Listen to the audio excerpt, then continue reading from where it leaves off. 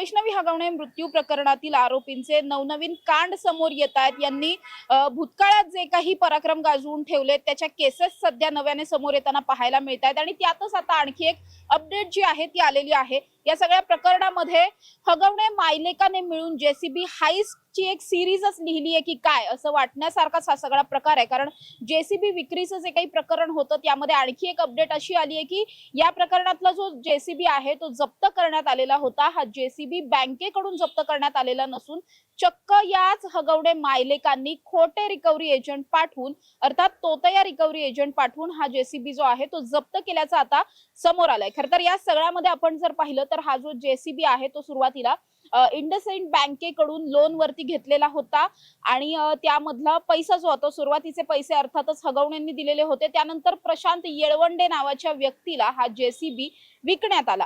त्यावेळी या जेसीबी वरती ऑलरेडी लोन होतं, ते लोन थकलेलं होतं। याविषयीची माहिती येळवंडेंना फारशी दिलेली गेली नव्हती। त्यानंतर जर पाहिलं तर 11,70,000 रुपये याच तक्रारदार असलेल्या येळवंडे यांनी हगवणेंना दिले। त्यानंतर मात्र हगवणेंकडून कुठेतरी फसवणूक झाली।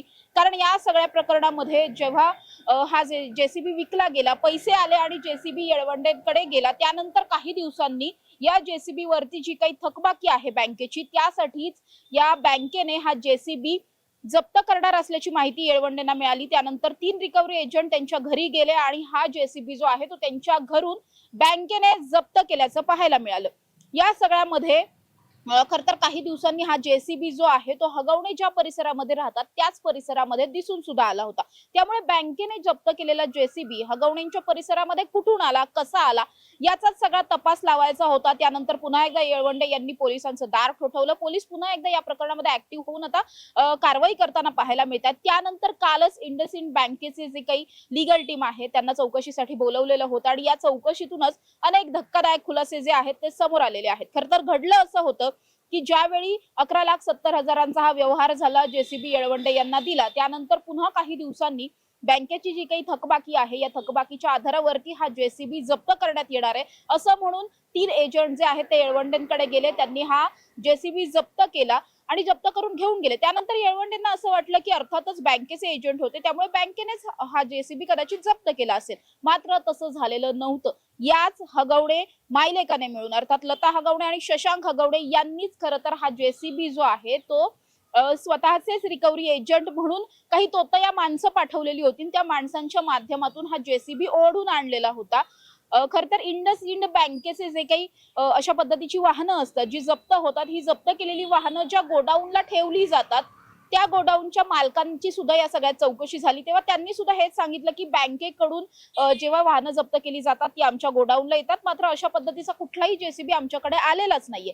याचाच अर्थ बँकेनेही सांगितलं की आम्ही जेसीबी जप्त केला नाही। दुसरीकडे गोडाऊनवाल्यांनी सांगितलं की आमच्यापर्यंत बँकेने जप्त केलेला जेसीबी आलाच नाही, त्यामुळे हा जेसीबी बँकेने जप्तच केला नाहीये हे उघड झालं। त्यानंतर पोलिसांनी पुढील तपास केला आणि या प्रकरणामध्ये हगवणे मायलेकाने मिळून तिघांना पाठवून हा जेसीबी जो आहे तो जप्त करून आणलेला होता आणि स्वतःकडे ठेवलेला होता असं सगळंच उघड झालंय। त्यानंतर आता या प्रकरणात योगेश रासकर, गणेश पोतले आणि वैभव पिंगळे अशा 3 आरोपींना अटक करण्यात आलेली आहे। ऑलरेडी वैष्णवी हगवणे प्रकरणामध्ये लता आणि शशांक हे दोघे न्यायालयीन कोठडीत असताना म्हाळुंगे पोलिसांनी त्यांचा ताबा मागितला आणि उद्यापर्यंतच म्हणजे 6 जून पर्यंत या दोघांना सुद्धा पोलीस कोठडी सुनावण्यात आलेली आहे। एकीकडे वैष्णवी हगवणे प्रकरणाचा तपास चालू आहे, चौकशी चालू आहे, दुसरीकडे आता या जेसीबी प्रकरणात सुद्धा या मायलेकाने मिळून मोठा घोळ घातलेला पाहायला मिळतोय। त्या प्रकरणात सुद्धा त्यांना अटक झाली आहे। त्यामुळे दोन्ही तपास जे आहेत ते अगदी चालू असलेले पाहायला मिळतात। मात्र या सगळ्या प्रकरणात जर आपण पाहिलं तर याच मायलेकाने मिळून पहिल्यांदा जेसीबी खरेदी केला स्वतःच, विक्री केली स्वतःच, विक्री केल्याचे पैसेही मिळवले स्वतःच, त्यानंतर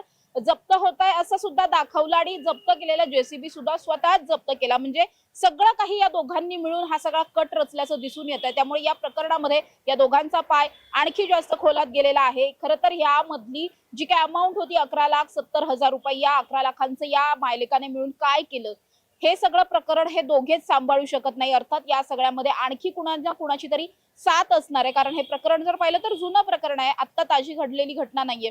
त्यामुळे इतके दिवस हे सगळं लपून राहिलं, ते कसं काय राहिलं, कुणाच्या खरं तर समझोत्यामुळे हे सगळं झालेलं होतं किंवा कुणाच्या पाठिंब्याने हे सगळं घडत होतं, या सगळ्याचा तपास सुद्धा पोलिसांना करायचा आहे. त्यामुळे आता या प्रकरणामध्ये नेमकं आणखीन काय काय समोर येतं हे पाहणं महत्त्वाचं असणार आहे. त्याचबरोबर आता जर पाहिलं तर हे दोन्ही आरोपी आता सध्या पोलिसांच्या कोठडीत आहेत. उद्या या दोघांना सुद्धा पुन्हा एकदा न्यायालयासमोर हजर केलं जाईल आणि त्यानंतर मग न्यायालयीन कोठडी मिळते की मग पोलीस कोठडी मिळते हे सगळंच पाहणं महत्त्वाचं असणार आहे.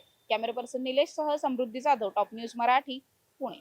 विद्यादानाची उज्ज्वल परंपरा असलेलं विद्येच्या माहेरघरातील आदर्श विद्यापीठ टिळक महाराष्ट्र विद्यापीठ पुणे 2025-26 या शैक्षणिक वर्षासाठी प्रवेश सुरू.